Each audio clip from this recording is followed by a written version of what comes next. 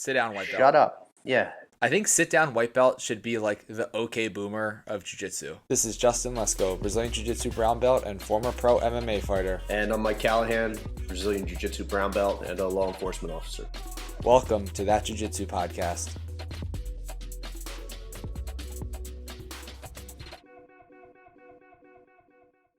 All right, so this weekend we had Fight to Win and we had UFC, and they were both really good cards. So, do you want to start with Fight to Win?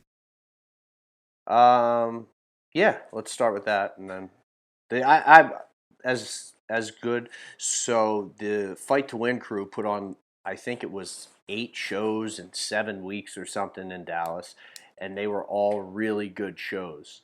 And this weekend was really, really good, but I was much more stoked by the UFC card. But yeah, let's start with the Fight to Win card. Yeah, well, the UFC card also had 4 fights that ended in submission. A couple weird submissions, which we'll get there. That's crazy. Yeah. But just on Fight to Win, the Gary Tonin fight, I think should have been the main event. Obviously, I'm not Seth Daniels who puts the cards together, and I understand that like Xande coming back after 2 years not having a match. Like I get it. I get that's what you're selling, but he's earned it too. Yeah, Xande's earned it. Yeah, and the Gary Tonin fight, like, all right, so I had some thoughts on the Gary Tonin fight. I thought the fight was very entertaining. I really liked whether this was deliberate or not, like Gary's overall strategy of, he was like coming forward the whole time. As Kishino was playing guard, like Gary was like almost like not pressure passing, but he was like forward. Like, so, it's not something you usually see from him. Well, it was like he was setting up that step back. Yep. Because he tried that. He ended up getting to the saddle and finishing off that step back. But it was almost like a push-pull thing. Because he tried it once before where he missed the entry. But he was driving forward. And then he'd step that back leg back. Yeah, I think that more than just the technique was the speed at which the whole thing happened. Like Gary Tonin flies around with reckless abandon on these mats, and that's why he's the most exciting grappler in the world. Put that on top of the extensive leg lock training that he has, he's a savage. Yeah, I agree that it was poorly defended. There was one moment where Gary tried the same entry or a similar entry earlier in the match where he's moving forward, and he hits that step back, and then he lands in the saddle. And the first time, Kishino did the right thing and immediately adjusted and made space and got his hips away. Yep. Well, on the second time, Kishino just kind of slowly sat up, and he didn't hide his heel by like tucking it back around Gary. Yep. And when he started to almost transition towards going belly down, like this is a big mistake people make with the saddle defense, is they just start to turn away, but what you don't realize is that opens up your heel. That pops you're turning into it. It pops your heel straight up in the air. And when Gary gets your heel and gets the grip and gets a bite, that's over. Like you're not getting out of that. You can roll 100 times and he's going to stay latched on. And as soon as he straightens his legs out, you're done. And part of what Kishino did not do was, even when he started to go belly down and roll away, he did nothing with his like quote unquote free leg, the leg that wasn't trapped. He wasn't pummeling it in. He wasn't making space. He just sort of half turned belly down, exposed his heel by accident, and basically gave Gary the grip. And then, like we said, Gary has the grip. That there's no fighting it. It's over. Like it's done. I think his thought process was just to clear the knee line. I don't think he was worried too much about the heel at that point. When he was rolling away, the heel was up in the air, but I think from his perspective, and I could be wrong, he thought that if he could just clear that knee line, it doesn't matter if he latched onto the heel, but he did neither. He took too long. He took too long to make his decision on how he wanted to defend. As soon as Gary hit that step back, if he would have scooted his hips far away hard, he would have cleared the knee line there. And then by trying to roll through once Gary established the position, like we said, he gave up the heel, but Gary's already got the position. You're not freeing that knee line without a lot of work, and a roll's not going to do it. So it was an overall really great match, and it was a beautiful performance by Gary because Right. he set that entry up. It's like in kickboxing when you are setting up punches with Yep. feints and then you land the big Set shot. it up the entire time. It was very cool to watch. Like, again, I don't know if this was his overall strategy going into the match, but Yeah, I'm forward, sure it forward, was. forward, forward, forward, forward. Okay, back. Forward, forward, forward, forward, forward, forward. Okay, back. It was awesome. It was Yeah, awesome. it was a progression. Let me ask you this: wouldn't it be really cool if somebody were to put out some type of leg lock instructional? Or like maybe a leg lock instructional that gets released once a week and it's like super cheap And it covers like everything. and it hit every single position. It hit every defense in every position, every transition, and you could go in maybe 21 weeks from an absolute beginner with the legs to a leg lock pro. So it's like every single position from both sides, offensive and defensive. Yeah, like wouldn't that be great? That'd be pretty cool. If only there was a Patreon for that jiu-jitsu podcast where you could go on and for a very low fee each month get a new episode every week of Justin Lesko or a hypothetical person's. Hypothetical. Yeah. This guy's name is Smustin Kesko. He sounds handsome. He's got good hair. Maybe we'll link to it below where you can get signed up. I don't know, but I think that would be really cool. And then, maybe people would know what to do when somebody went into a saddle entry and they wouldn't keep their hips glued to the person and they wouldn't stick their heel up in the air and they would roll the right way. Again, this is all hypothetical. Hypothetical, but link below. Anyway. So the Xande's match was the main event. Yeah, even though Gary Tonin was the people's main event. Right. So he's like Gary Tonin is like the people's champ. But I don't think anybody should have a problem with that after all that Xande's done. I agree. He's coming back from a 2-year layoff. It's understandable that they want to give him the main event. I'm going to look at it this way instead, where Fight to Win basically just put on a card that had 2 main events on it. Right. And let me kind of jump ship here for a second. I don't know how Seth Daniels and them are making money or if they're making any money. They're sure as shit not making the money that they would make with fans in there. And they are throwing fucking bangers. Yeah. Yeah. For like 8 weeks.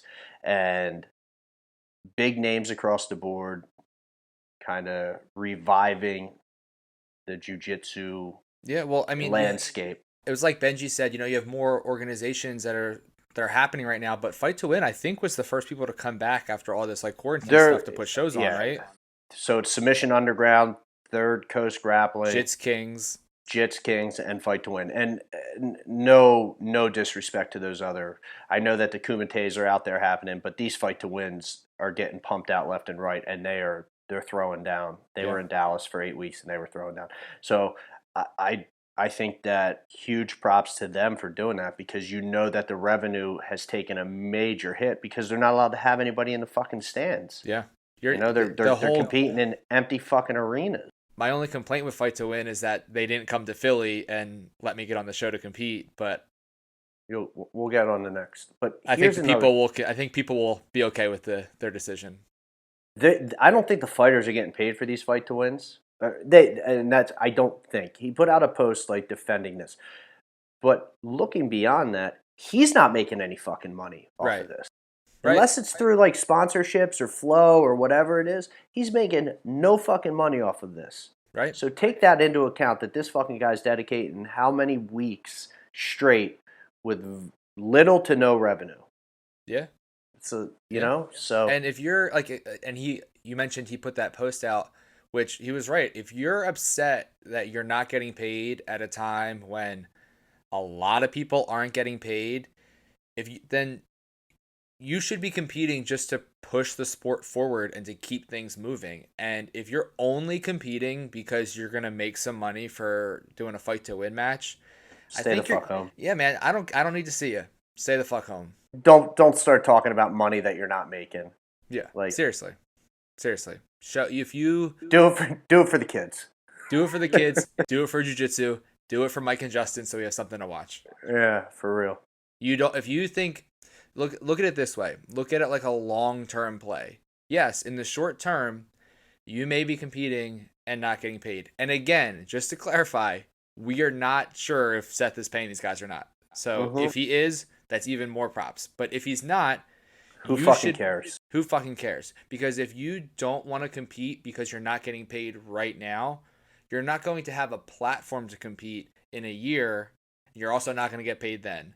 So if you have to compete in a few matches where you don't get paid, it might be worth it so that the platform that you have to compete on still exists when this is all said and done. Completely agree. Everything that he just said. Completely agree. Here's another thing. He's not getting his balls broke by the fighters. I don't think. Maybe there are some fighters, but it's these fucking keyboard warriors who are out there breaking his balls about not paying these guys. Shut the fuck up. Yeah. Yeah. Sit down, white belt. Shut up. Yeah. I think sit down white belt should be like the okay boomer of jiu-jitsu. Like, okay boomer. Yeah. Okay, boomer. Sit down, white belt. Sit down, white belt. So back to the matches. In my notes watching the match, when you watch a guy who's been a black belt for as long as Xande's been a black belt and how talented, and he finished Almeida with an armbar that Almeida has probably seen for 20 years. Yep. It's an armbar that you teach a white belt. And Xande still managed to make it look smooth and flawless against one of the best guys in the world. So sometimes like the super cool flashy finish, like Gary's heel hook was, sort of a more dynamic movement. When you see a guy with such solid pressure and such solid technique that one of the best dudes in the world can't stop a, quote unquote fundamentals move, I think that's just as much of a testament to his ability and to how good Xande really is. Well, a couple things. First of all, I think Bud Kilmer from the West Canaan Coyotes in Varsity Blues said it best when he said stick to the basics. Number one. Number two. And you know what? No one had ever said that before, so it's good that he came always out with that. And Benji Silva said the same thing yesterday. If you have a quote unquote simple game, but you master it and you perfect that simple game or basic game, you're still going to be a nightmare to deal with. How many tournaments has Hodger Gracie won with a cross stroke from the mount? Yep. Cross stroke from the mount. Yeah. Over and over. You know it's coming. It's a basic move. You can't stop it because it works. So as much as I like the flashy shit too, and it's sometimes more fun to do explosive, crazy techniques where you're upside down and moving in all directions, basic shit is fun to watch if you know what you're watching. I can understand why my wife doesn't want to watch that armbar finish, but I'm all about it. Yep. Very cool. Very, very cool match. Two very different matches between the co-main event and the main event, but equally fun to watch. Sanji's the OG. Yeah. Gary Tonen's the fucking ultimate warrior. I love how they introduced him as your mom's favorite grappler. Yeah. Yeah. All right. You're moving up my ranks in nicknames with that one. Moving on to the fights, the UFC fights. Yeah.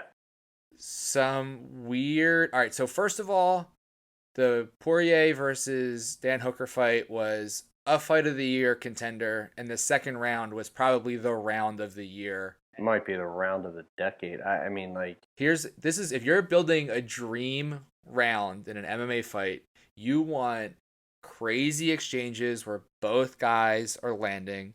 You want cage work that isn't stalling, that it's someone actively doing damage and positions changing. You want submission attempts. You want active grappling, not just laying on top of the dude and throwing a punch every couple seconds. And that second round had everything you could want in an MMA fight. Hooker fought Paul Felder before, and for whatever reason, he is a massive individual. Like how he makes, right? Yeah. Because Poirier came up a couple years ago from 45, and he was a massive featherweight, and Dustin Poirier is still like a bigger lightweight. Yeah, well, look at when Poirier fought Max Holloway. Holloway looked really small compared to Poirier, and Hooker looked big compared to Poirier. So imagine just the difference between Hooker and Holloway, one weight division apart. Dan Hooker is a massive individual. That's like the first thing that I noticed, and he just the flow of his stand up, and not I don't want to like there's some serious flow to Poirier's game too, but Hooker is just with his boxing is so fucking crisp, and Yeah. that first round, I know a lot of people said they had it 2-0 for Hooker going into the third, like hands down. Yeah, I don't I know don't. hands down. I Yeah, see that score. I can see that score, but I don't think that's a hands down type of score. But I didn't. I think in that second round, I'm pretty sure Poirier got saved by the bell because they were both landing. It was like take one to give one for both guys. They were both landing shots and they were exchanging. And like that last 10 seconds, Poirier was not landing and Hooker Yeah, was just turning it on. He was landing punches, landing punches, landing punches. And I think if that fight went another 10 seconds, he might have put Poirier down. yeah. I definitely think that he won the second round, Hooker, and I thought that I scored the first round for Poirier. Poirier's been in the game a long time. Like you said a couple episodes ago, would he lose to Khabib a few fights ago in the last couple years? That's his only loss. I don't know that he beats Khabib, but I don't know. I want Poirier to get a nice big fat payday because the dude deserves it. He's a great fighter. I was pulling for Hooker just because I'd rather see He made someone. he made $350,000. Did you see the damage he took in that fight? You wouldn't take that damage for $350,000. That's a big payday. I would take that damage for $350,000 because the most I ever made in a fight was like $2,800. So yeah, I'll take the 350K. But $350,000, not on a pay-per-view. On free TV, internet. There's no live gate. listen, I'm gonna come down on the side of I always think every fighter deserves more money unless they're Conor McGregor. And I'm going to come down on the side of you have to look at it in terms of relativity. And given the fact that we're in the middle of a pandemic and there's no live gates and this was on free TV, I think $350,000 is a good deal of money. And again, I always think that they can be paid more, but that's given the circumstances. Okay, all right. You're not wrong. I'll chalk that up as a win. Patty did not put that on his official record. No, but Patty, you can put it on my official record that I picked fucking Dustin Poirier. Yeah, I got a not so nice text from Patty that said we're both idiots and we're 2-2 right now. All right, well. You mentioned Paul Felder. Did you see now the curse of Paul Felder lives on after Poirier beat Hooker? Did you see this about the curse of Paul Felder? I did. All right, so I wrote down the actual fights because I knew I'd forget them all. So everyone who's beaten Paul Felder has lost their next fight in the UFC. Okay. Barboza beat Felder, lost to Tony Ferguson. Ross Pearson beat Felder, lost to Trinaldo. Trinaldo beat Felder, lost to Kevin Lee. Mike Perry beat Felder, lost to Cowboy. And then Dan Hooker beat Paul Felder and lost to Poirier. So fighting Paul Felder is very bad for you in your next fight if you win. Yeah, because he's at the top of the food chain. I don't think Felder's record reflects how good he really is. And there were a couple of those fights that could have went either way. I actually thought that he won the Hooker fight. Yeah, I kind of did too. But I thought it was very, very close. It was one of those ones where it's like, I scored it the other way, but I can see the argument for how it got scored. Did you listen to the corner audio from Mike Perry's corner? You're doing good. What do you need from me? You're doing good. You're doing good. You're doing great. You're doing great. Again, I just want to make it known that I would never say anything to offend Mike Perry because I don't put it past Mike Perry to drive to my residence if he ever found out where it was, kick down my door and beat the fuck out of me in front of my family. But Mike Perry is an interesting character and he is fun to watch on the television. I don't know that we have a lot in common in person, but yeah, he might kill us if he listens to any episode we ever do about him. So here's the deal: he needs this. They wrote an article on ESPN about this. This needs to change, and the state athletic commissions are fucking idiots for allowing this woman into his corner and nobody else. Well, I get what he was trying to do. He was trying to prove, because he said it in the post-fight press conference, that he was trying to prove how he doesn't need coaches, and he's had a quote where I'm paraphrasing that coaches make it about them and they just want to come in the cage and they want to be the one who they told you to do something and you did it and they won and you won. I get that. That's a fair point. And he did say that he wants to find a camp and he might go to South Florida and he wants to build a team around him and he was trying to prove a point. He's not a guy that you build a team around, you know? No. Mike Perry's ground game is not so good. Yeah. He's not known for his ground game. So I thought that Mickey Gall would have the mindset of taking it to the ground. I thought Mike Perry fought his usual fight of like, I'm coming forward and I'm going to throw hands at you and I'm going to try to hurt you. And it just like looked like Mickey Gall was rightly not willing to stand in front of him, but he didn't have the footwork to neutralize Mike Perry coming forward, which meant he didn't have the footwork to set up the takedown, which means he just couldn't get the fight to where he needed it to be to have the best chance to win. So there were 4 submissions in the third round, which apparently was, I mean, it's sort of arbitrary, but it's an interesting stat. 4 submissions all in the third round on the same card. It doesn't happen very often. But I think the weirdest submission was Maurice Green with that, John like, Vellante. Yeah, that bottom arm triangle, like, how do you tap to that, man? Like, what are you doing? So here's my theory, is that somebody doesn't like our show, and we were on here probably the first or second episode, and we were talking about how these Sarah Longo guys are fucking animals, and how Sarah's jiu-jitsu is top-notch, and this guy was like, you want to know something? Fuck these guys. I'll show Maurice Green, if you're listening to the show and you were out to prove a point, we take your point. You did a good job, man. But I still don't know what happened. I don't know what it was. I don't know.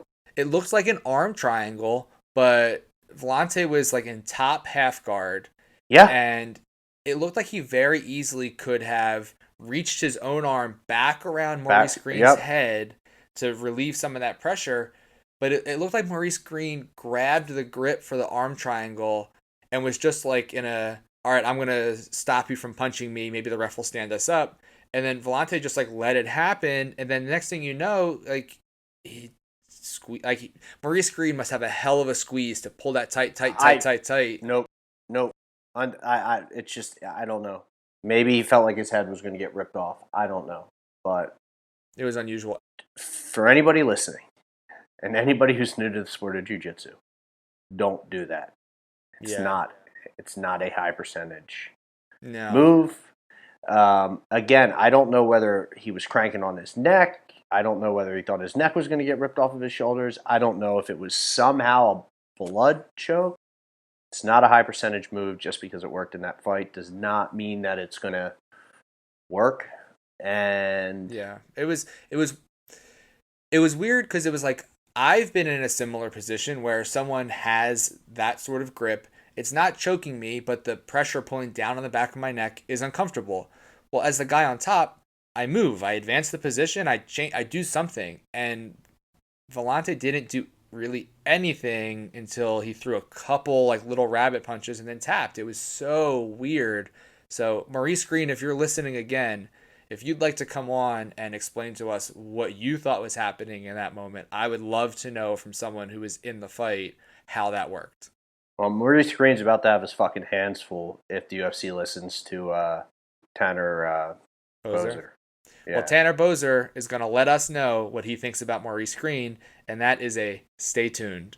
So the other 2 fights were, let's talk about the first one, Pittsburgh, PA. Shout out Kama Worthy. Yeah. Who is another massive individual in that weight class. When he fell with that guillotine, just the way that he fell, there was no room for Pena to get out of there. It was tight. He was going to rip his head off. So dude, that was a squeeze. That was tight, dude. And then Julian Erosa, he fought Sean Woodson. Yeah, Sean Woodson, who was undefeated. He was like 7-0, I think. Right, and this is Erosa's, I think, 3rd stint in the UFC. Yeah. I don't know if it's the 3rd, but he's definitely been up and down a few times. But you might be right. He took the fight on like short notice, and this kid is that Woodson's was highly touted. Erosa was the biggest underdog on the card, and that fucking Darce. Yeah, you know I love a Darce. I love a Darce. I love me a good Darce. Yeah. He pushed his head down. Like, it was almost like slow motion. As I'm watching it, I'm thinking, this is easy to get out of. Again, maybe if somebody put out some type of Darce instructional. Maybe it would be great if there was like at the same place you could get the leg lock thing, you could also get technique breakdown videos, and you could ask the host of your favorite jiu-jitsu podcast to go on and show you how to do something. Yeah. I don't think Joe Rogan does that. No, but anyway. No. I don't think the fighter and the kid do that. But anyway, it's neither. Anyway, click the link below. Whatever. Let's keep going. It's neither here nor there. I love you, Brendan. But that Darce, like, it was another one of those things where it was, good for him for pulling it off, but it was poorly defended. If you go back and watch that, if that guy shoots his arm up the back, he alleviates a lot of the pressure from that choke, and I think Woodson was winning that fight. So that's a tough pill to swallow when you're winning that fight and you get submitted in the third round. And as soon as him and his coaches go back to the drawing board and they watch that video, it's a quick fix. But yeah, it's got to be a tough pill to swallow when you're undefeated. Like you said, you're winning that fight, and then you get finished in the third. I think that's what's going to make or break a career. It could be, that moment. Do you come back? Do you keep going, get better, and go on a tear, or do you let it define you and do like George St. Pierre and carry around a brick because you can't get over the Matt Serra loss and then have to come back and avenge it? But I think he'll be okay. He's a good fighter. I think he's a great prospect. He's got a good future. He's got a bright future. He's got a lot of talent. It's kind of like the Max Roshkov situation. I think Woodson was 9-0. Roshkov was 5-0. This is where they're going to see what they're made of if they can bounce back. So it'll be interesting to see. And Erosa, breathing new life into. He's actually got a pretty good record. I think he's something like 17-9 or 18. So, Yeah, but again, like, you have two guys in that fight. One was a hot prospect who took their first loss. One was a guy who's been in the game for a long time.